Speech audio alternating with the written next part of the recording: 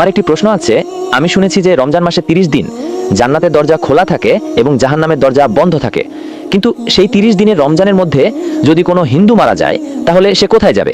ভাই সাহেব খুব ভালো এবং সঠিক প্রশ্ন করেছেন। প্রশ্নকে কখনো ভুল বলা উচিত নয়, ভুল বললে তো প্রমাণ করতে হয়। ভাই সাহেবের প্রশ্নটি হলো, তিনি হাদিসের উদাহরণ দিচ্ছেন। অনেক হাদিস আছে আল্লাহ রাসূল সাল্লাল্লাহু আলাইহি ওয়াসাল্লামের, বুখারী এবং অন্যান্য হাদিস আছে যে রমজানে আল্লাহ সুবহানাহু ওয়া তাআলা জান্নাতের দরজা খুলে দেন এবং জাহান্নামের দরজা বন্ধ করে দেন। ভাই সাহেব আরেকটি হাদিস বলতে ভুলে গেছেন যে শয়তানও বন্দী থাকে।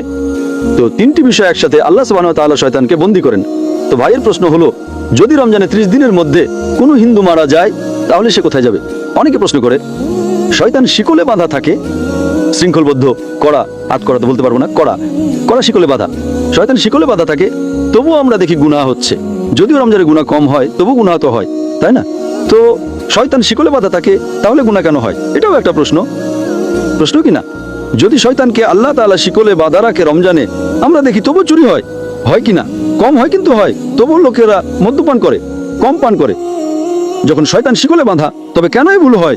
কিভাবে এই গুনাহ হয়? প্রথম প্রশ্নের উত্তর হলো যে জাহান্নামের দরজা বন্ধ থাকে, জান্নাতের দরজা খোলা থাকে। যদি কোনো হিন্দু রমজান মাসে মারা যায় তাহলে কোথায় যাবে? সে যাবে প্রথমে বারজাখে। কোথায় যাবে? বারজাক। বারজাক মানে মধ্যবর্তী সময়। মানুষ মারা যাওয়ার পর সরাসরি জান্নাতে যায় না, সে বারজাকে থাকে। এরপর হাসরের ময়দানে সবাইকে উঠানো হবে, হিসেব নিকাশ হবে। সূরা আল ইমরান অধ্যায় নম্বর 3 আয়াত নম্বর 185, চূড়ান্ত প্রতিদান বিচার দিবসে দেওয়া হবে। কুল্লু নাফসিন যায়কাতুল মউত, প্রত্যেক প্রাণী মৃত্যুর স্বাদ গ্রহণ করবে। চূড়ান্ত হিসেব নিকাশ হবে বিচার দিবসে, কিয়ামতের দিন। আর যে ব্যক্তি জাহান্নামের আগুন থেকে বেঁচে যাবে এবং জান্নাতে যাবে, সেই এই দুনিয়াতে সফলতা লাভ করবে। এটি কোরআনের আয়াত। চূড়ান্ত হিসেব নিকাশ কবে হবে? বিচার দিবসে, এখানে নয়। তো রমজানে যদি জাহান্নাম বন্ধ থাকে, সে যাবে বারজাকে। রমজানের পর তো জাহান্নাম খুলবেই, তাই না? রমজানের পর তো দরজা খুলবেই, তাই না? হ্যাঁ, খুলবে। তো যদি সে শিরক করে থাকে, আল্লাহ ও তার রাসূলের কথা না মেনে থাকে, তাহলে সে বারজাকে শাস্তি পাবে। জান্নাতের দরজা খোলা থাকবে, জাহান্নামের দরজাও খুলে যাবে। খুলে গেলে যখন সময় আসবে তখন সে জাহান্নামে যাবে। একদম। এই প্রশ্নটা তো সহজ ছিল। দ্বিতীয় প্রশ্নটি আরো জটিল। যদি শয়তান শিকলে বাঁধা থাকে, তাহলে ভুল কাজ কিভাবে হয়? তারপরেও তো গুনাহ হয়, যদিও কম হয়। আপনি যদি যাচাই করেন দেখবেন রমজানে গুনাহ কমে যায়। আমি একটা যাচাই করেছিলাম, যখন শয়তান শিকলে বাঁধা থাকে তারপরেও কিভাবে গুনাহ হয়। আর এই প্রশ্ন আমাকে খুব চিন্তিত করতো। আমি যখন দাওয়াতে নতুন ছিলাম, আলহামদুলিল্লাহ কেউই প্রশ্ন করেনি, খুব চিন্তিত করতো। কিন্তু আল্লাহ এর উত্তর দিয়ে দিয়েছেন। অনেক গবেষণা করেছি, পড়েছি, উত্তর খুঁজেছি, আলেমদের জিজ্ঞেস করেছি, তারা বললেন সঠিক। মাশাআল্লাহ, কি সুন্দর উত্তর। তারপর থেকে আমি এই উত্তর দিতে শুরু করেছি। কারণ আমি নিজেই প্রথমেই প্রশ্ন করি, আমি নিজেকে আক্রমণ করি। কারণ আত্মরক্ষা করার জন্য আক্রমণ করা জানতে হয়। আপনি যদি আত্মরক্ষা করতে চান তাহলে আক্রমণ করা জানা জরুরি। আপনি যখন বিতর্ক করেন, আপনাকে যদি কোরআনকে রক্ষা করতে হয় তাহলে আক্রমণ করাও শিখতে হবে।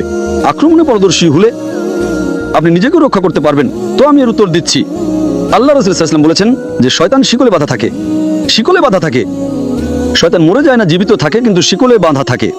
আমি একটা উদাহরণ দিই।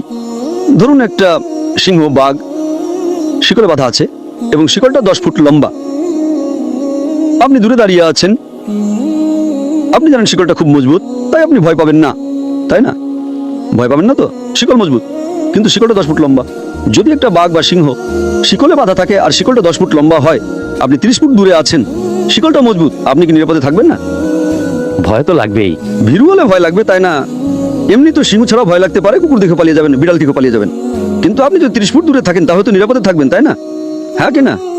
একদম একদম একদম। কিন্তু আপনি যদি সিংহের কাছে যান তাহলে কি হবে? খেয়ে ফেলবে। হ্যাঁ।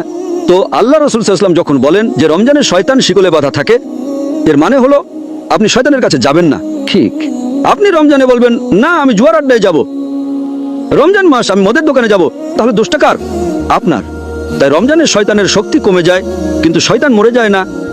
শিকলে বাঁধা থাকে মানে আপনি যদি দূরে থাকেন তবে নিরাপদ, কিন্তু আপনি যদি সিংহের মুখে হাত দেন, সে শিকলে থাকলেও তো আপনাকে খেয়ে ফেলবে, তাই না? একদম। তো রমজানে আপনার জন্য গুনাহ থেকে দূরে থাকা সহজ, কিন্তু অসম্ভব নয়। রমজানে প্রায়শই আমরা আল্লাহর সাহায্য পাই, কিন্তু আপনি যদি বলেন না আমি মদের আড্ডায় যাব, পিকচার দেখব, আমি ব্লু ফিল্ম দেখব, তাহলে তো সমস্যা হবে, তাই না? তো রমজানের শয়তানের প্রভাব কমে যায়, কারণ সে শিকলে বাঁধা থাকে। আপনি তার কাছে গেলে, তার মুখে হাত দিলে সে আপনাকে খেয়ে ফেলবে, তখন আপনি গুনাহ করবেন। তো এটা হলো যুক্তিসঙ্গত উত্তর। সঠিক উত্তর তো আল্লাহই জানেন।